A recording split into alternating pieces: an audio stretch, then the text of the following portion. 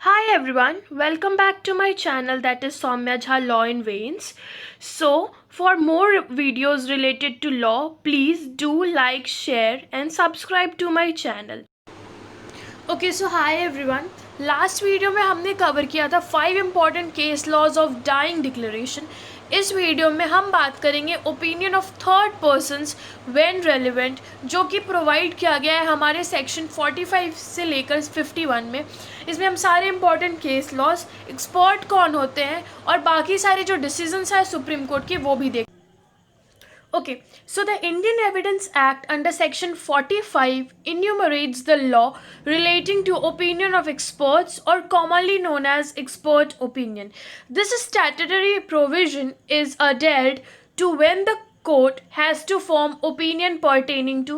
ये बेसिकली इसको हम opinion of third persons when relevant में हम पढ़ते हैं ओपिनियन ऑफ एक्सपर्ट या फिर एक्सपर्ट ओपिनियन के नाम से हम इन सारे को जानते हैं. ये सारे के सारी जो चीज़ें हैं स्टैट्यूटरी प्रोविजंस है कोर्ट में कब कब किस किस तरीके में रेलिवेंट होंगे. सबसे पहले pertaining to foreign law, next science, identity of handwriting and fourth is finger impression. इन चारों सर्कमस्टांसेस में ये रेलिवेंट होंगे. फॉर एग्जाम्पल एक इलस्ट्रेशन से ही हम बात करते हैं जो हमारे बेयर एक्ट में भी दिया गया है. The question is whether the death of A was cause by poison, कि ए की जो डेथ हुई थी वो पॉइजन से हुई थी या नहीं हुई थी. तो यहाँ पे जो एक्सपर्ट ने ओपिनियन दिया और उसने ये बताया कि उसके जो सिम्टम्स आ रहे थे वो सारे के सारे एक पर्टिकुलर पॉइजन के कंजम्पशन पे आते हैं. तो दैट पॉइंट इज़ कि वो एक्सपर्ट ने बताया कि ये सारे के सारे सिम्टम सेम टू सेम है जब ये इस पर्टिकुलर पॉइजन का कंजम्पशन होता है. तो then that at that point of time जो एक्सपर्ट का ओपिनियन था वो रेलिवेंट था. तो ये एक बेसिक इलस्ट्रेशन है जिससे आपको आई थिंक एक ओवरव्यू मिल गया होगा कि एक्सपर्ट ओपिनियन क्या होता है. Okay, moving forward, the Supreme Court in the case of State of Himachal Pradesh versus Jailan and others explained the substance of expert opinion by stating that Section 45 of the Evidence Act, which makes opinion of expert admissible, lays down that when the court has to form an opinion upon a point of foreign law, science or art or an question as to identity of writing or finger impression are relevant. तो इस case में basically चारों points बताए गए जो अभी मैंने ऊपर में बताया कि ये सारे पे जब भी क्वेश्चन एक्सपर्ट का आएगा तो वो रेलिवेंट फैक्ट होगा. ठीक है, मूविंग फॉरवर्ड. अब ये एक्सपर्ट कौन होता है? Very important question. Who is an expert? The term use by the provision is person specially skilled. ऐसे लोग जो स्पेशली स्किल्ड होते हैं उनको हम एक्सपर्ट कहते हैं. Similarly in the case of Similarly, in the case of State of Himachal Pradesh versus Jailal and others, अभी जो केस बताया मैंने उसमें सुप्रीम कोर्ट ने कहा that in the following words explained who expert is and what his functions are. इस case में supreme court ने एक्सप्लेन किया कि एक्सपर्ट कौन होता है और उसके फंक्शंस क्या होते हैं. तो an expert witness is one who has made the subject upon which he speaks a matter of particular study, practice or observation and the must have a special knowledge of the subject. Expert वो इंसान होता है जिसको एक particular subject में knowledge होता है and ये नॉलेज जो होता है वो उसके प्रैक्टिकल स्टडी के थ्रू, उसके मैटर ऑफ नॉलेज के थ्रू, प्रैक्टिस के थ्रू उसे होता है. Next point is, in order to bring the evidence of a witness as that of an expert, it has to show that he has made a special study in the subject or acquired a special experience therein. In other words, that he is skilled and has adequate knowledge of the subject. is in order कि वो जो particular evidence दे रहा है, वो जो particular चीज़ें बोल रहा है उसको हम एज अ विटनेस यूज़ करें और उसको एज अ हम एविडेंस यूज़ करें. ये शो करना बहुत इंपॉर्टेंट है कि that particular person possesses a degree और a special experience or he is specialized with some kind of special studies and he has a adequate or proper knowledge of that same. Okay, so ये 2 points हो गए, expert कौन होता है और उसको prove करने के लिए उसके पास एक स्पेशल नॉलेज होना चाहिए. Third point is an expert is not a witness of fact, this evidence is really of an advisory character. Expert जो होता है वो विटनेस ऑफ फैक्ट नहीं होता, और ये जो एविडेंस होती है ये बहुत ही एडवाइजरी कैरेक्टर की होती है कि एडवाइस पे ही बुलाया जाता है. ओके, अब एविडेंटरी वैल्यू क्या होती है एक्सपर्ट ओपिनियन की, ये देखते हैं. एविडेंटरी वैल्यू की बात करें तो value of expert opinion rest on the fact on which it is based and his competency for forming a relatable opinion, or you can say reliable opinion, ऐसे opinions जिस पे आप you can rely upon. The Allahabad court in one of the earliest cases pertaining to the issue in question stated that the value of expert evidence depends largely on the cognizency of the reason on which it is based, कि जो value होती है expert opinion की, उसका जो evidence होता है वो बेस्ड होता है कि जो रीजनेबल चीज़ या फिर जो रीजनेबल उसके रीजंस वो प्रोवाइड कर रहा है.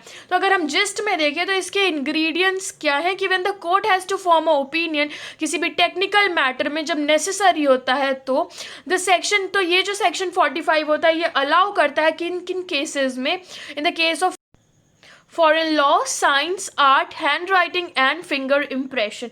अब ये जो साइंस वर्ड है ये बेसिकली इसको एक्सप्लेन किया गया था in the state versus SJ Chaudhary के केस में 1996. You can check there.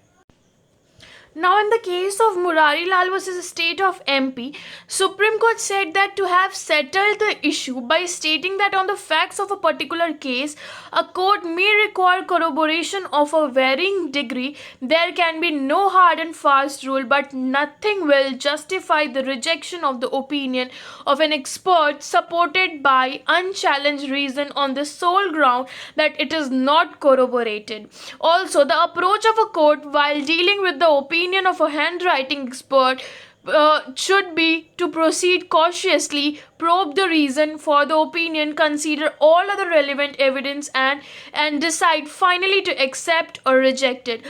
कि जो कोर्ट होगी वो अगर जब भी कोई भी एविडेंस चेक कर रही है तो अगर और उसको एक कोरबोरेटिव एविडेंस की ज़रूरत होगी, ठीक है, तो then court will have to justify each and everything and it has to check everything that is relevant and it will check everything so cautiously कि वहाँ पे कोई भी प्रॉब्लम नहीं हो, और फिर उसको रिलेवेंसी चेक करने में कि दैट दिस पर्टिकुलर सब्सटेंस जिसमें एक्सपर्ट ओपिनियन आया है उसमें वो क्लियर है कि that whether to accept it और to reject it. Okay, moving forward, evidence of handwriting expert. The issue relating to evidence of a handwriting expert has been expounded by the courts in plethora of judgments.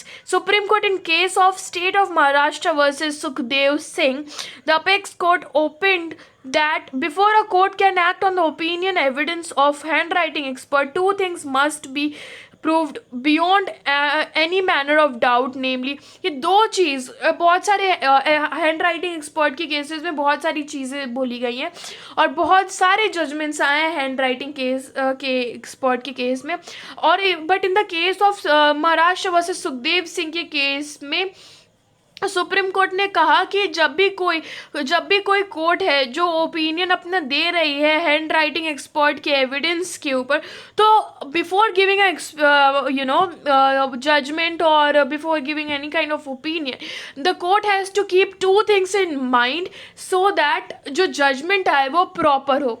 अब ना what are these two things? तो first is the genuineness of the specimen admitted handwriting of the concerned accused, and number 2, the handwriting expert is competent, reliable and dependable witness whose evidence in species confidence, कि जो genuine होना चाहिए वो जो hand writing का material admit किया जा रहा है, एंड वो जो एक्सपर्ट का ओपिनियन हो वो काफ़ी कॉम्पिटेंट हो, रिलायबल हो और डिपेंडेबल हो. ठीक है, अब बात करते हैं हम सेक्शन 46 के बारे में. Facts bearing upon opinion of experts. इसके इंग्रेडिएंट्स हम समझेंगे. सबसे पहला इंग्रेडिएंट है fact not otherwise relevant are relevant. जो फैक्ट्स ऐसे रेलिवेंट नहीं है बट वो रेलिवेंट हो जाते हैं in two cases. First, suppose the opinion of expert. पहले कि जो एक्सपर्ट ऐसे फैक्ट्स जो एक्सपर्ट जो चीज़ें बोल रहा है उसको साइमल्टेनियसली सपोर्ट करे वो पर्टिकुलर फैक्ट. और एंड सेकेंड इज कि if they are inconsistent with the opinion of expert, अगर वो इनकन्सिस्टेंट है एक्सपर्ट के ओपिनियन में, ठीक है, ऑल एविडेंस विच सपोर्ट्स और rebuts the opinion of expert are admissible and relevant. सारे ओपिनियन जो या तो सपोर्ट कर रहे हो या फिर रिब्यूट कर रहे हो, ठीक है, या तो सपोर्ट कर रहे हो या फिर रिब्यूट कर रहे होंगे एक्सपर्ट के ओपिनियन को, वो एडमिसिबल होंगे एंड रेलिवेंट होंगे। The opinion of the expert is open to corroboration और रिब्यूटल। इससे यही क्लियर होता है, ठीक है। इसमें एक इलस्ट्रेशन के थ्रू आई थिंक समझ जाएंगे हम। The question is whether A was poison with certain poison, ये क्या ए को पॉइजन दिया गया था, वो भी एक पर्टिकुलर टाइप के पॉइजन को दिया गया, लेट्स से पॉइजन XYZ उसे दिया गया था, यानी the fact that other person who were poison by that person exhibited certain symptoms which experts affirm or deny to be the symptom of that person is relevant।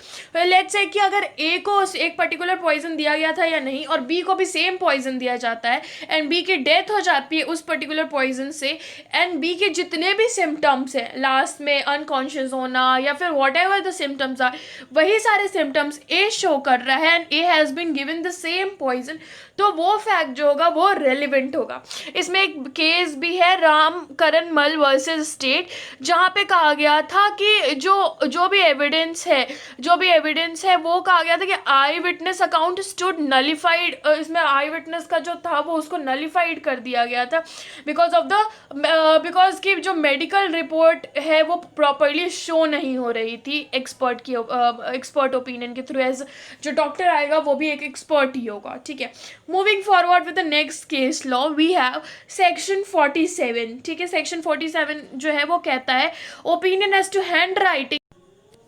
Okay, so section 47 के भी ingredients से समझेंगे।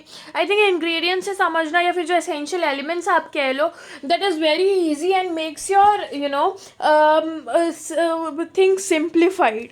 Okay, so first ingredient जो है हमारा कहता है कि the court has to form an opinion as to the person by whom any document was written और साइंड। कि कोर्ट जो है उसको एक ओपिनियन फॉर्म करना पड़ेगा एक पर्सन को चेक करके कि जिसने उस पर्टिकुलर डॉक्यूमेंट को लिखा है या फिर साइन किया है।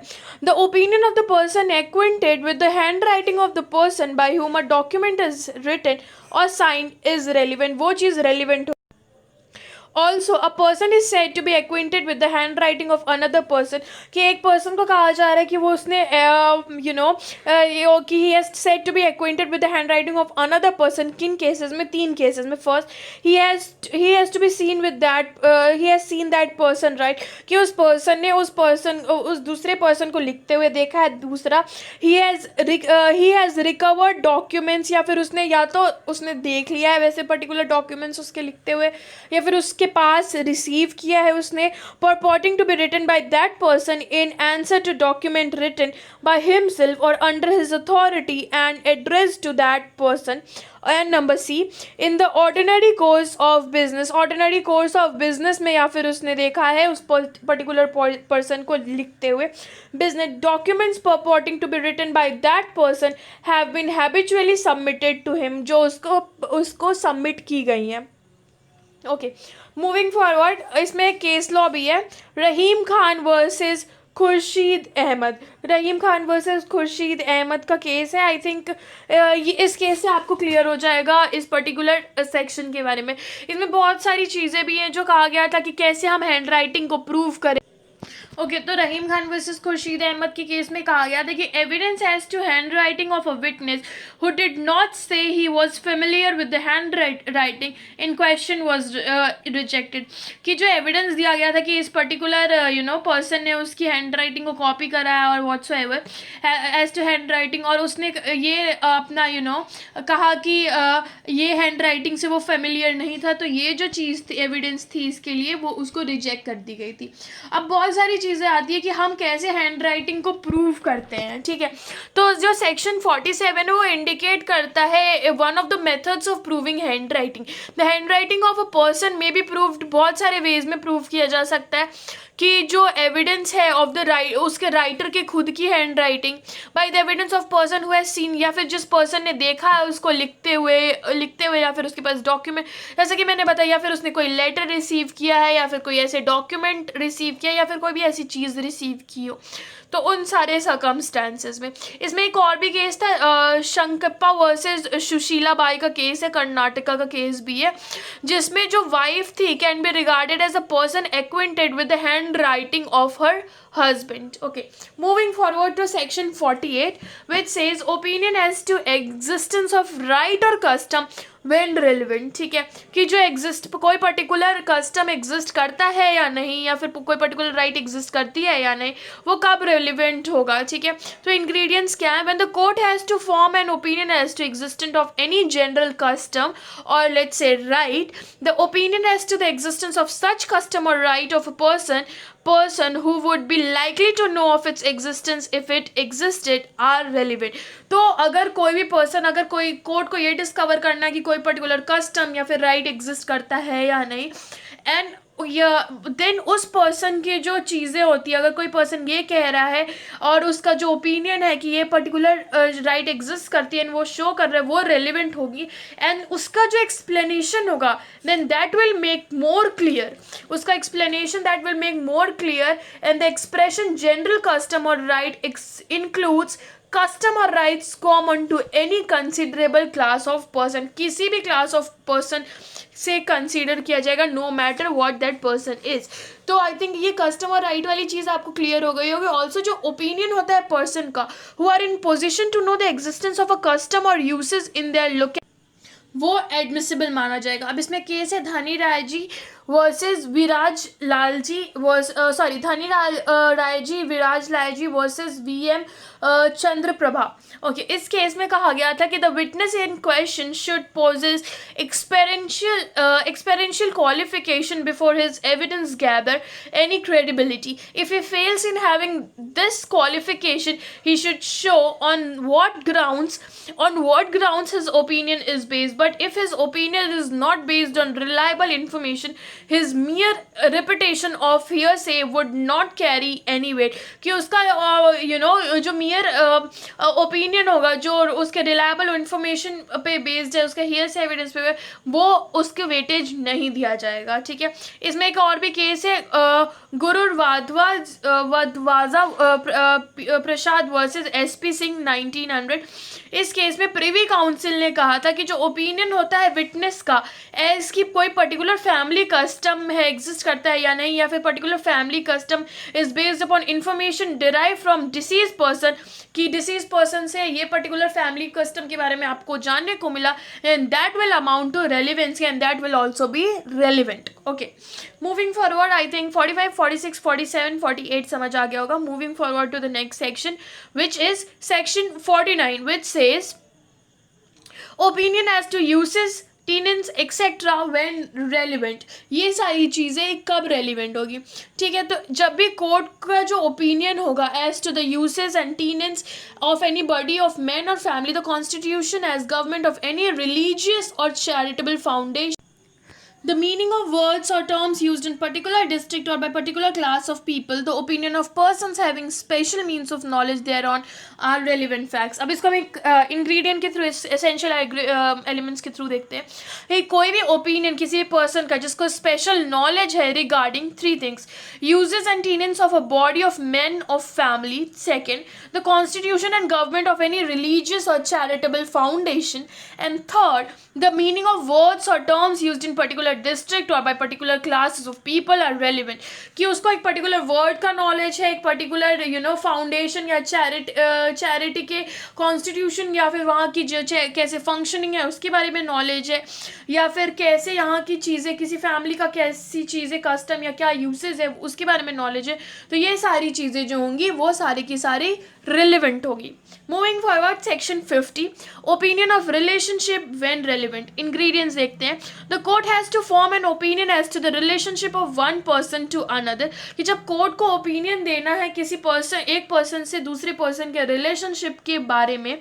Second, the opinion of family member और their person express by his conduct is relevant fact. तो उसके फैमिली मेम्बर का जो ओपिनियन होगा, जो उसके कंडक्ट के द्वारा एक्सप्रेस किया गया है, वो एक रेलिवेंट फैक्ट होगा. Also the declarant must have special means, कि डिक्लेरेंट के पास स्पेशल मीन्स ऑफ नॉलेज है ऑन दैट पर्टिकुलर, जो डिक्लेरेंट है उसके पास उस पर्टिकुलर मीन्स, जो डिक्लेरेंट है उसके पास उस पर्टिकुलर मीन्स का knowledge of that particular subject. Fourth point, proviso makes it clear that the opinion so express shall not be sufficient in the following cases. In cases में sufficient नहीं होगा. पहला, to prove a marriage in proceeding under the Indian divorce act. Second, in prosecution under section 494 IPC, marriage again during lifetime of husband or wife. C, in prosecution under section 495 IPC, same offense as under section 494 IPC, with concealment of former marriage from person with whom subsequent marriage is concealment of favor marriage from person with whom subsequent marriage is contracted. D, in prosecution under section 497 IPC, offense of adultery. And E, in prosecution under section 498 IPC, inciting or taking away or detaining with criminal intent of married woman. In prosecution in above mentioned case, strong proof of marriage is necessary. इन सारे cases में strong proof of marriage जो है वो बहुत ही necessary है. 494 IPC, 495, 497 and 498 में सारे cases में जो स्ट्रॉन्ग प्रूफ देना है मैरिज का, ये बहुत ही एक नेसेसरी एलिमेंट है. इसमें एक केस लॉ भी है हमारा. So, new for the same we have a case law, Sitaram Nai versus Puranmal Sonar, AIR 1985.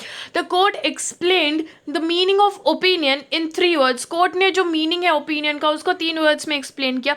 What is relevant in is the opinion expressed by conduct, and opinion means something more than mere relating of gossip or of hearsay. It means judgment of or belief, that is a belief or conviction resulting from what one thinks on particular question. The section does not make the evidence of mere general reputation admissible as a proof of relationship. Okay, so I think ये इस case से आपको clear हो गया होगा कि what does the section exactly mean और what does the word opinion mean, कि इसको 3 चीज़ों में हमने बता दिया.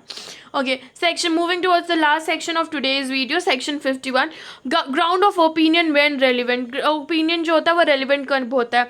तो whenever the opinion of a person is relevant, the ground on which such opinion is based are relevant.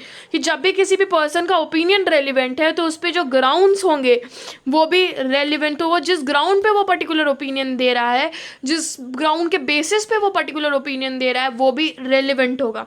इस पे एक case है अदिथेला इमैनुअल राजू वर्सेस उड़ीसा 1992. तो I think opinion of the third person when relevant section 45 से लेकर section 51 तक आपको clear हो गया होगा. All with all different case laws I have elaborated. I think it must be clear to you all. Also if you need the PDF and notes of the same this video, then you can DM me on my Instagram, Law in Veins. I'll drop the link of the Instagram ID in the description box below. Also I've made a video on how you can write a research paper. I think you must be busy doing something productive in lockdown, so that might help you in doing your research work. So yes, thank you so much for watching this video. Stay tuned, stay safe and stay healthy. Yes, and do like, share and subscribe to my YouTube channel Soumya Jha.